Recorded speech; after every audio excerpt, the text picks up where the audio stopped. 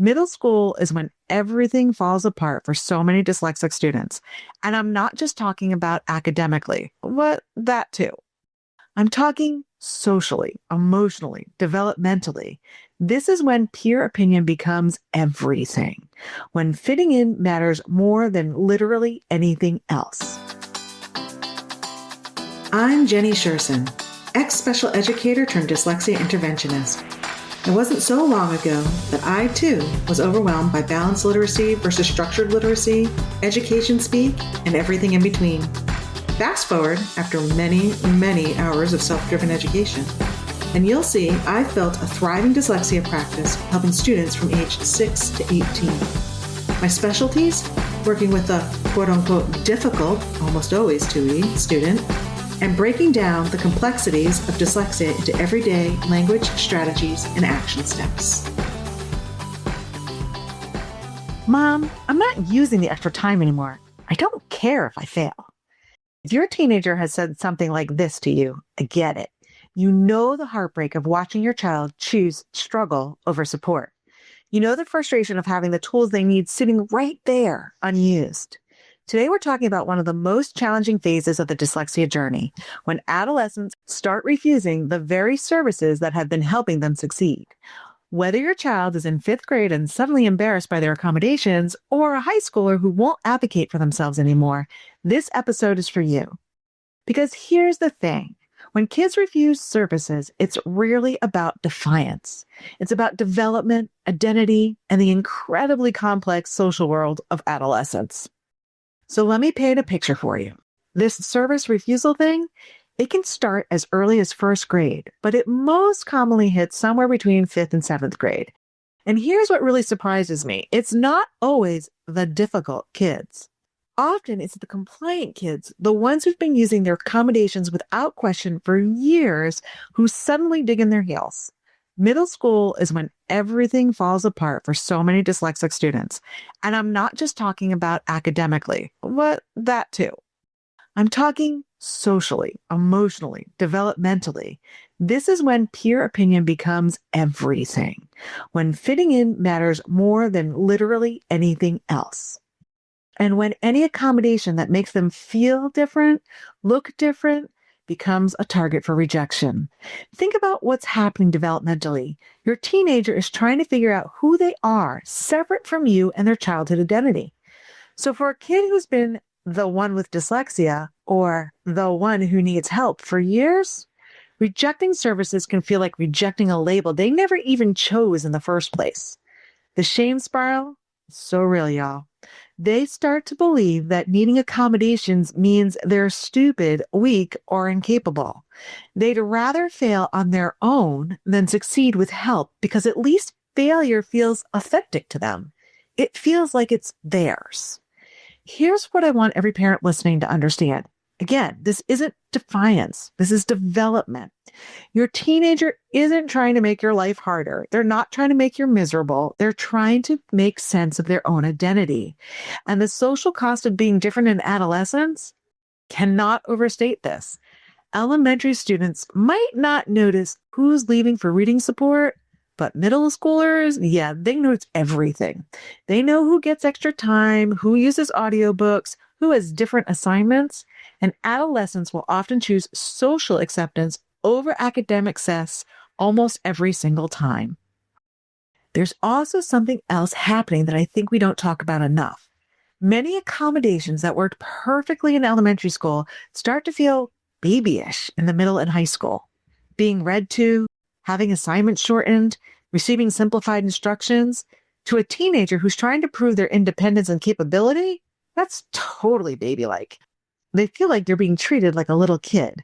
And then, and this is the part that often surprises parents, this becomes a control struggle. Well, think about it.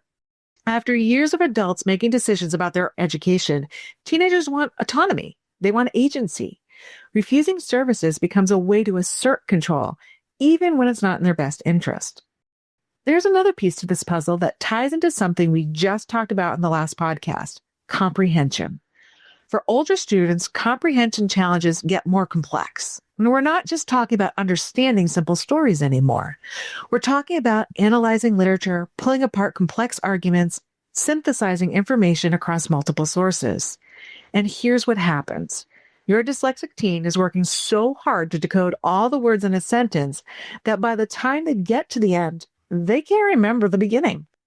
Then they're expected to not just understand what they read, but analyze it, critique it, and write about it.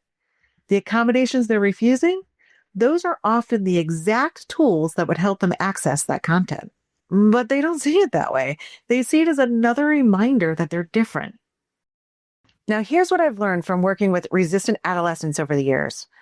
Forcing services never works long term. You might be able to mandate compliance for a while, but you cannot mandate buy-in. And without buy-in, you're just creating more resentment. The most successful approach I've seen is collaboration. Instead of telling them what they need, you involve them in figuring out what they want.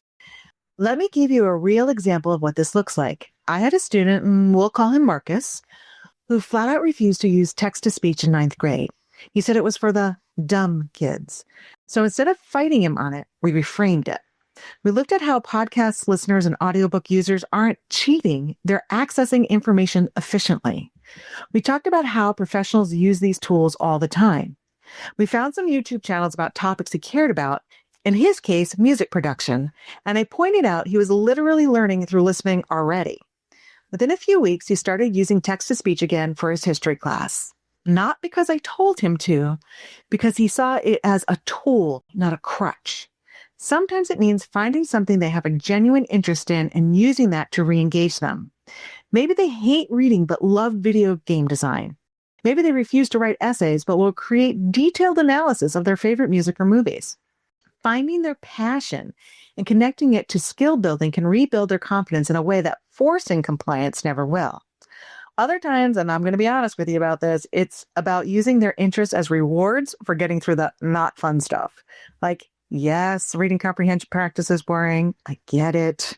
But it's the skill you need to understand those game development tutorials you want to read. It's not manipulation. It's connecting the dots for them between the work and their goals. Now, here's where this gets interesting from a cultural perspective, too. Some families and cultural backgrounds place different values on independence versus accepting help. Some cultures emphasize pushing through difficulty without assistance as a badge of honor. Others see refusing help as foolish. There's no one-size-fits-all answer here, but it's worth examining what messages your family culture might be sending about needing support. Our ultimate goal here is to shift from compliance to self-advocacy. And this is huge because self-advocacy isn't just about an IEP skill. It's a life skill. It's a college skill. It's a workplace skill. Instead of having them follow your advocacy plan, you teach them to advocate for themselves. This might mean involving them in IEP meetings, even if it's uncomfortable at first. It means helping them understand their learning profile, not just, you have dyslexia, but here's how your brain processes information. Here are your specific strengths. Here's where you need support. And here's why these tools work. Give them a language to explain their needs to their teachers, not a scripted formal language, a natural conversational language. Like, hey, I process information better when I can listen to it first. Sounds a lot more authentic than, per my IEP, I require text-to-speech accommodation. And honestly, sometimes they need to experience natural consequences in a safe way to understand why the supports matter. Not in a, I told you so way, but in a, what did you learn from that way? If they refuse to use extra time on a test and don't finish, that's data. That's information they can use to make better decisions next time. If you're watching your teenager refuse services and you're not sure how to rebuild their engagement, I want you to know you're not alone in this. This is one of the hardest phases of the dyslexia journey, and it requires patience, creativity, and a whole lot of letting go of control. Start small, pick one accommodation to reframe, have one honest conversation about their goals and what they need to get there, involve them in one decision about their support. Small shifts can create big changes over time, because every adolescent deserves to understand their strengths and advocate for their needs on their own terms in their own time. Until next time, bye-bye. I hope you enjoyed this episode of Literacy Untangled. If you loved this episode as much as I did, head on over and rate and subscribe so you never miss an episode. If you want to continue the conversation or share your takeaways, head on over to our Instagram at Literacy Untangled and comment on your favorite part. I can't wait to hang out with you again soon. Bye.